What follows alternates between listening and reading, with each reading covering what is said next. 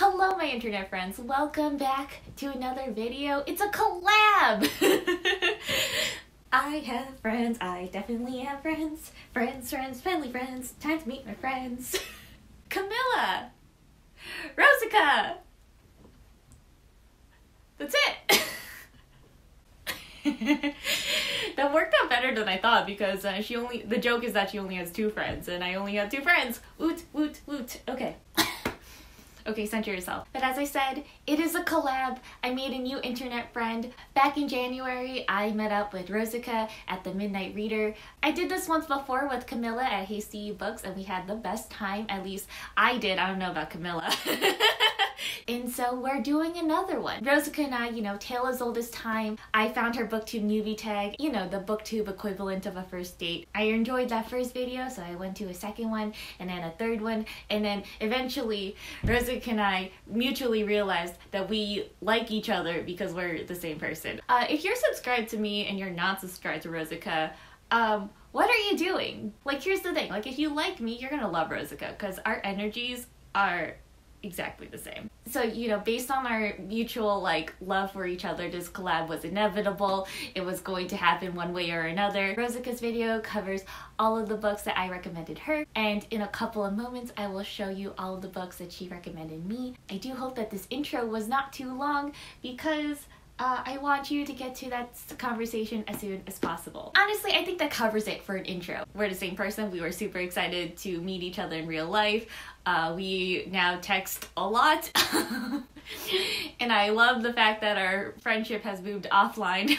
Yeah, I think that's it. I think I covered everything. Without further ado, roll the clip! Are you ready for mine?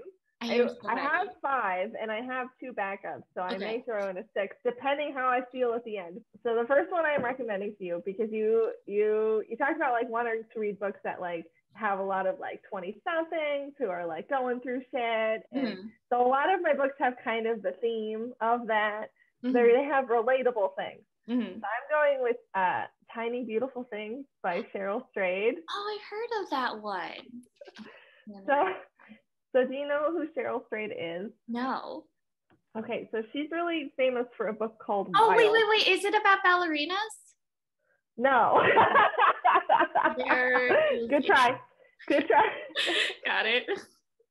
Good try. So she wrote the book Wild, where she kind of screwed up her life when she was young and then just hiked the whole PCT with no know-how. That's her. That's Cheryl Strayed. Oh my God, Reese Witherspoon. Yes. Okay. So when she was younger, because she's a writer, she wrote an advice column. She took over an advice column for someone called Dear Sugar. So this book is the advice column. So it's people's letters writing into her and her advice back. And it's so brutal, and it will run over you with an emotional bulldozer. And people go through some real shit, and she has the best advice. And it's just, this book is way better than it has any right to be. And I would give it, it's slightly a self-help book, but it doesn't feel that way because her advice is wonderful. So I love this book, and I never get to recommend it because it has the shittiest cover on God's green earth, and it is just the ugliest cover. So every time people look at it, they're like, "Oh, that's a bad cover," and I'm like, "Yeah, but it's a really good book." Yeah, it's a bad cover, right? It's not a good cover. Putting the hold right now, but that's such a bad cover.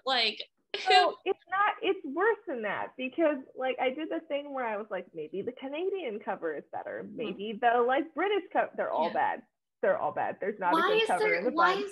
Why did you use both white text and black text on a weird red orangey background? Just stick with the size of the font is weird. It's just bad. Why is it Arial? Why is the font just Arial? This is stupid.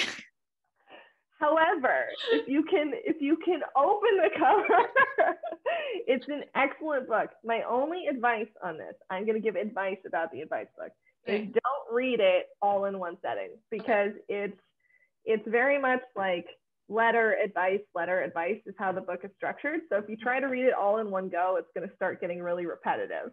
You'll get tired of it, and that would be bad because they're really great. I haven't been able to convince anyone else to read this book, and I really want to talk about it with someone, so I'm giving it to you. I'm really excited, and I need all the advice I can get.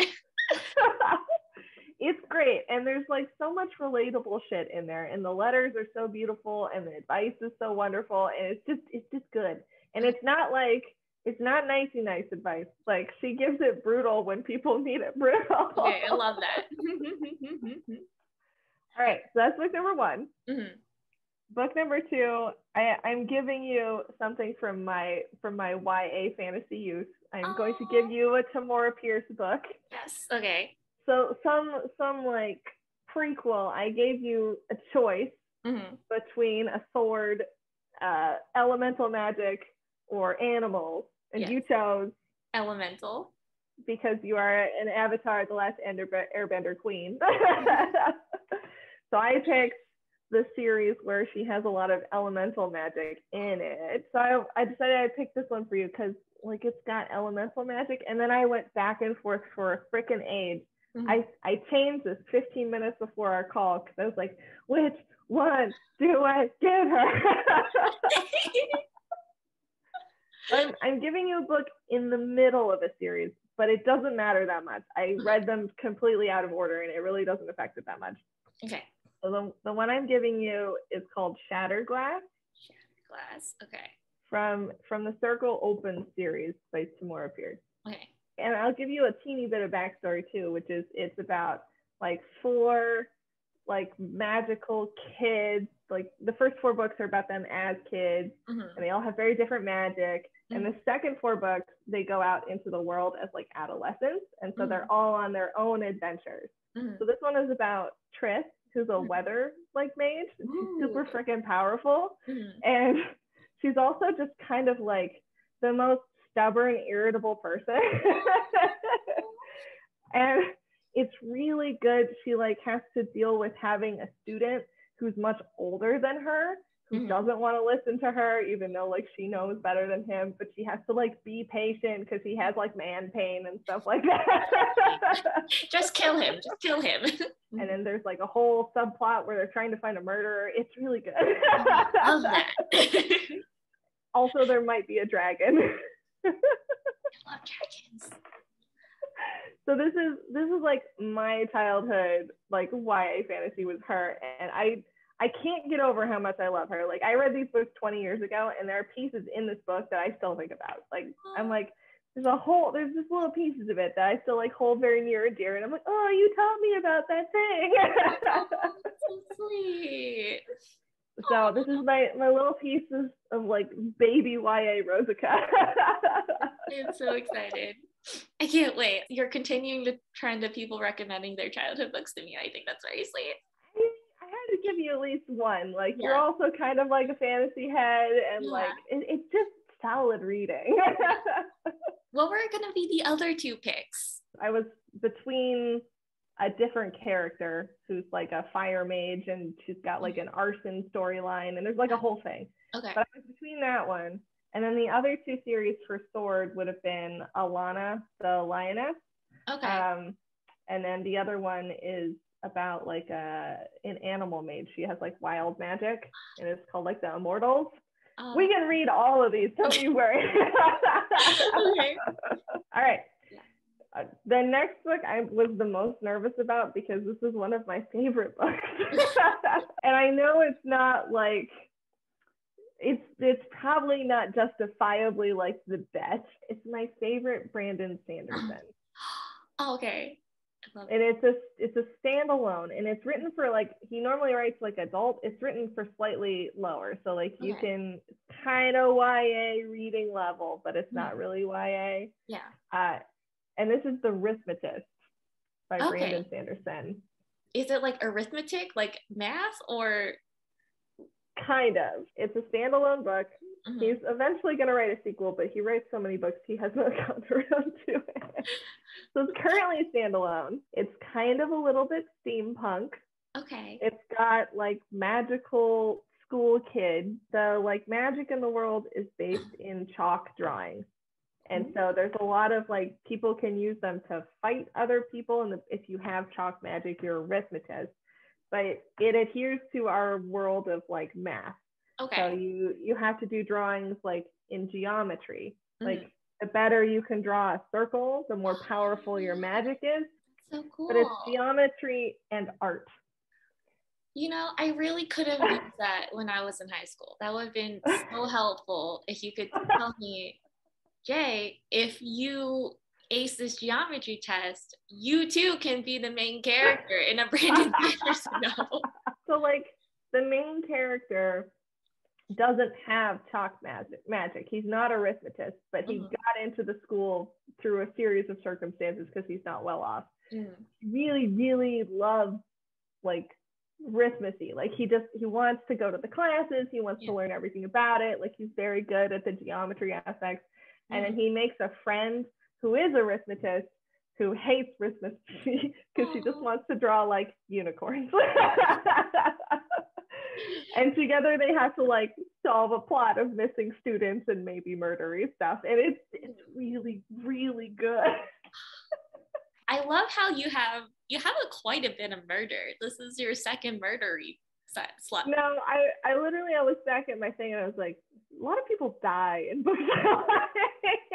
I looked at my list. I was like, there's a lot of women killing people in this list. Which, I mean, at least we've got themes. All right, and then for my final pick, because I wanted to pick something that I was pretty sure was on your TBR. Okay. So I wanted to help you with your TBR. Okay. Plus, it was my favorite book this year. I am recommending The Anthropocene Review by John Green.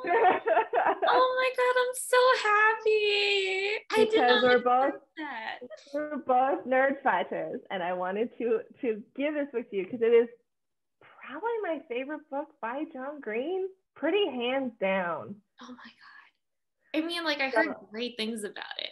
Like, it's also like, I feel like the book you should end on because it's a book about hope and it will make you feel better about being a human. I don't know. The Brothers Green, they tap into some sort of like existential problems that I just have in my 20s and like late teens, and they just write it really well, both of them. I know. And another thing is, I feel like, especially with John Green, I feel like he gets pegged as pretentious, which I think is true, but I think that's also like authentic to who he is. So it's like, they're like, these teenagers are unrealistic. I'm like, John Green says that he wore a trench coat in summers in Florida. So I think that this is authentic to him. Because that's the thing. It's like, you know, he does have like a very like stylized vocabulary and like a very distinct writing style, but it's how he talks. When he does like his little mini video essays, I'm like, no, that's just how he talks. Yeah, exactly. You gave me a bonus book, and I had two backups because I wasn't sure if you had read all of these, because you're a little hard to stalk on the internet because you don't update your Goodreads that well. Mild unsuccessful stalking. Anyway, I'm like, I don't know, like, who cares what I'm reading? Like, who cares? Me, literally me. So, oh god. So here's my idea. I have two backups. Okay. I'm gonna tell you both. Okay. And you can pick the one you most want to read. I think you know both of these books. Like, I don't think they'll be like look them up books. Okay. So the two books you can choose from for your bonus book are Project Hail Mary by Andy Weir. I heard people talking or Under the Whispering Door by TJ Klune. I knew you were gonna put that on your list. I knew it. I so knew it. You wanted to recommend me House in the Cerulean Sea, but I'd already finished it. I knew you were gonna pivot. Also, you had to tell me how you liked House in the Cerulean Sea. I loved it. It took me like about a week to get through the first like 30 pages, and then it took me 2 days to get through the rest of it. You know, that's like how fast. That sounds accurate. Did you have a favorite one of the kids? Chauncey. I mean, I love them all, but like Chauncey is so great. I love Chauncey. Bellhop. Because he likes helping people. What? He's such a good little bellhop too. Like he just wants to be so cute. Oh my god. And then the gnome who was like Girl gnome. Yeah, she's like, I'm going to kill you if you leave us again. Like, oh, so sweet. She's so murdery and like so adorable. She's just like a happy little gardener. I love the little, how do you say it? Wyvern? Oh, I've never heard it said out loud. So I just was like, got it. And then I would just keep moving. So he was my favorite because of the buttons. I loved his little pile of buttons. And then he chops on the button to leave it too far. He gives it back to him. It's really cute. Oh my god.